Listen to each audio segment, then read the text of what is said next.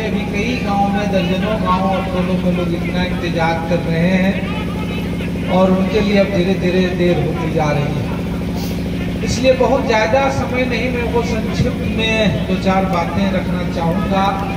और अभी सलीम भाई ने रखी ही विस्तार से कि आपने चुना था सरकार, उस समय नारे थे लुभावने, उस समय जो थे बात कर रहे थे आप विकास की, उस समय आप बात कर रहे थे महंगाई की, उस समय आप बात कर रहे थे रोजगार की। लेकिन 10 साल अब सत्ता में रहे, अब सारी बातें भूल गई। अब विकास के बारे में, रोजगार के बारे में, महंगाई के बारे में, उसमें वोट तो आम आदमी का, लेकिन सत्ता में आने के बाद खासम खास बन गए। अब जब 10 सालों के बाद आपके नुमाइंदे, आपके प्रतिनिधि लोगों से लोग पूछ रहे हैं, तब लोगों को याद दिला रहे हैं कि आप मंदिर कितना बार जाते हैं, आप मस्जिद कितना बार जाते हैं, आप कौन जाति के हैं, आप कौन धर्म के हैं, आप कौन से चाशनी में रंगे हुए हैं, आप कौन रंग का कपड़ा पहना है। जाहिर सी बात है, ये सरकार 10 सालों में जिन वादों और बातों के साथ सत्ता में आई, वो ठीक उसके विपरीत झूठ लूट की सरकार चल रही है। ऐसा नहीं है आप जो तमाम सवालों से जूझ रहे हैं कि इनके लिए कोई खजाना खाली है। सवाल ये है कि पैसा कहाँ जा रहा है। इस पूरे कोविड में, पूरे नोटबंदी में, कोरोना में देखिएगा सबसे हलकान हुआ आम आदमी। लेकिन उसमें भी, इस दौर में भी, संकट में भी जिसकी पूंजी बनी वो बने इनके दोस्त अंबानी हो, अडानी हो, बड़े कारपोरेट घराने, ये तमाम लोगों के बने। आज ये कह रहे हैं कि अब तीसरी बार उन्हें 400 पार करा दीजिए, लेकिन जो 8 घंटे मेहनत कर रहे हैं, मजदूरी कर रहे हैं, उनकी मजदूरी भी 400 रुपये पार हो, वो इनके एजेंडा में नहीं है, ये उनके सारी चीजों में नहीं है। एक फैक्ट्री खुल जाए, एक जो है अंबानी का कारखाना खुल जाए, एक अडानी का पावर प्लांट लग जाए, आप देखिएगा। आप रोड की बात कर रहे हैं, 4 लेन सड़क बन जाएगी, रेलवे लाइन बिछ जाएगी, तमाम रातों रात हो जाएगी। जमीन आप नहीं दे रहे होंगे तो लाठी के बल पे, पुलिस के बल पर आपकी जमीन ले ली जाएगी, आपकी भूमि अधिग्रहण कर दिया जाएगा, सब कुछ बिछा दिया जाएगा। लेकिन आपके लिए अगर सड़कें बननी हो, आपके लिए अगर स्कूल बनना हो, आपके लिए शिक्षा बनना हो, तो पैसा नहीं। पैसा कहाँ जा रहा है आप समझ रहे हैं। ये आपके सवालों के, ये आपके बुनियादों में, ये आपके हितों के लिए जो है नहीं करने वाले, ठीक विपरीत कर रहे हैं। और चुनाव में जा रहे हैं, आपके पास तीसरा लोकसभा चुनाव है, तीसरी बार आ रहे हैं। जो कहते हैं वो नहीं, पहली बार आए थे तो कहे भाई हम अबरक की चमक बिखेरेंगे कोडरमा में। क्या बिखेरेंगे? आज उन तमाम लोगों में जितने भी छोटे लघु कुटीर उद्योग है वो बंद हो गए, प्रवासी मजदूर बन के लोग बाहर जा रहे हैं। लेकिन उनकी सुविधाओं का कोई ध्यान नहीं रखने वाला है। उनके आवागमन हो, स्वास्थ्य हो, एक टक्का नहीं, कोई एजेंडा तक नहीं है। उसके लिए कोई देश के संसद में आवाज भी नहीं उठने वाली है 10 सालों में। हम ही लोग हैं जो राज्य में आवाज उठे, लड़े। उस कोविड के समय में भी, कुछ जो है लॉक के समय भी, लॉकडाउन के समय में भी, और तब लोग मजदूर और परिवार लोग सारे लोग आए।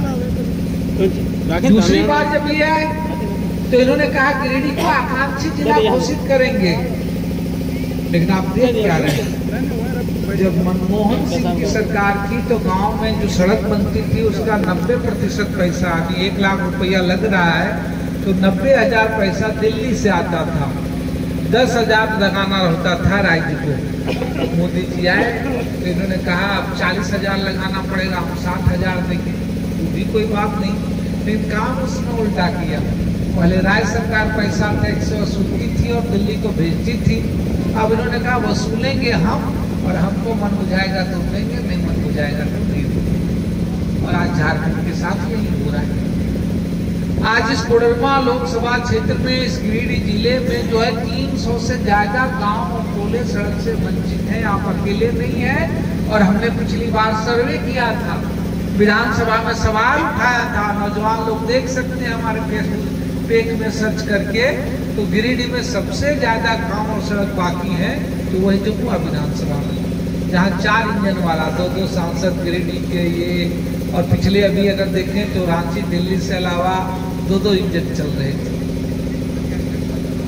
और ये कोई 100 वाले आबादी का गाँव होता, 150 होता, 200 होता, 300 होता तो बात तो थी।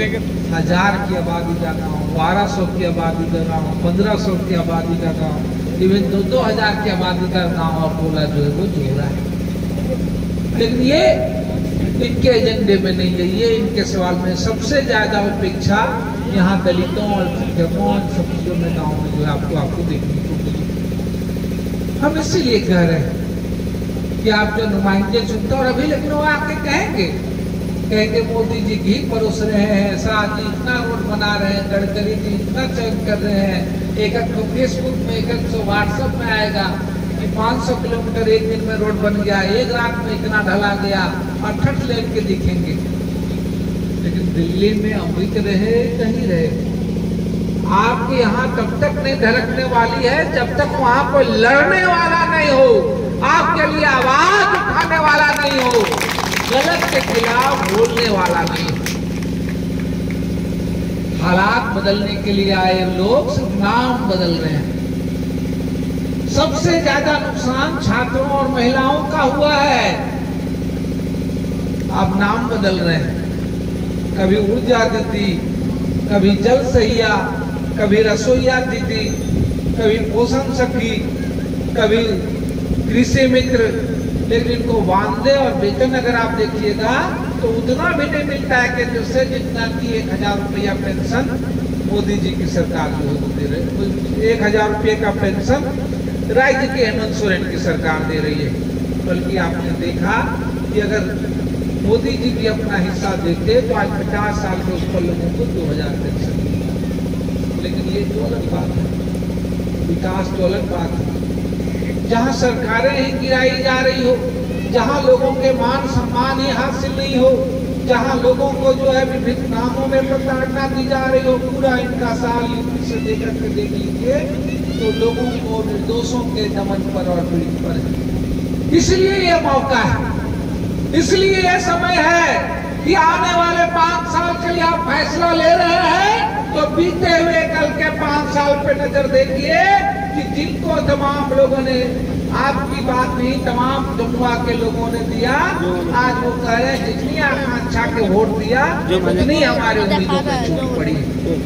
और इसीलिए इसके खिलाफ आज पूरे इंडिया में जो है मोर्चा बना है और इंडिया गठबंधन उसी मोर्चे का नाम है, ताकि आने वाले कल में एक बेहतर कल का फैसला हो। और निश्चित रूप से हम तमाम लोग लड़ेंगे। आप तमाम लोग चाहे सड़कों की बात कर रहे हैं, चाहे अपने हक अधिकार की बात कर रहे हैं, बिना लड़ाई लड़े मिलता नहीं। और हमने पिछली बार भी इसकी राज्य की विधानसभा में लड़ी है और आगे भी तमाम आपके गांव समेत तमाम इन लड़ाइयों को पूरा करेंगे। और इसी बदलाव का नाम, विकसित संघर्ष का नाम आज इंडिया गठबंधन के प्रत्याशी के रूप में जो मैं, और इसीलिए मैं कहता हूं कि नेताओं की वोट की तो जरूरत पड़ती है 5 साल में एक बार। आदमी की परेशानियां, आदमी की मुसीबतें नहीं दिखती है, तब आप देख लीजिए इसी जमुआ में प्रदीप पासवान की गोली मार करके हत्या होती है, तब भी लड़के मुआवजा देने के लिए हम लोग आगे आते हैं। यहाँ लॉकडाउन में मजदूर मुंबई में होता है तो उसको मुआवजा दिलाने, उसके परिवार का लाने में हम लोग आते हैं। तो इसीलिए हम कहेंगे अगर आप चाहते हैं ये झूठ लूट धोखे की सरकार नहीं चले, ये आपके मजदूरी प्रवासी लोगों के सवाल के बजाय आपको धर्म जाति के धोखे में न रखे, तब आने वाले 20 तारीख को आपका एक वोटर झंडे में 3 तारा में पड़े और निश्चित रूप से आपके संघर्षों के सवाल, आपके सड़क के सवाल, आपके शिक्षा के सवाल, किसानों का सवाल, तमाम प्रवासी मजदूरों का सवाल एजेंडा बनेगा। और मैं आपको एक ही भरोसा दिलाता हूँ, एक ही विश्वास दिला सकता हूँ कि आप जब इतनी देर से बैठे हुए हैं, हम कॉमरेड महेंद्र सिंह के अगर शब्दों में कहें तो हम तमाम लोग आपके भरोसे को टूटने नहीं देंगे। हमारे लोग आपकी लड़ाइयों को लड़ते हुए मारे जा सकते हैं, जेल जा सकते हैं, लेकिन आपके साथ धोखा नहीं कर सकते हैं। इस बदलाव के लिए आप वोट दीजिए, इस बदलाव के लिए झंडे में 3 तारा में बटन दीजिए। आपका नुमाइंदा आपकी बात देश के संसद में भी रखेगा, आपके सवालों पर भी रखेगा, आपके वोट और विश्वास को नहीं बेचेगा।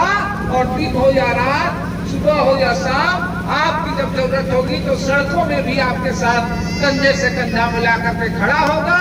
इस बदलाव के लिए झंडे में 3 तारा में बटन दबाए। इसी उम्मीद के साथ, इसी विश्वास के साथ आप तमाम लोगों को धन्यवाद, बहुत बहुत शुक्रिया, सभी को प्रणाम।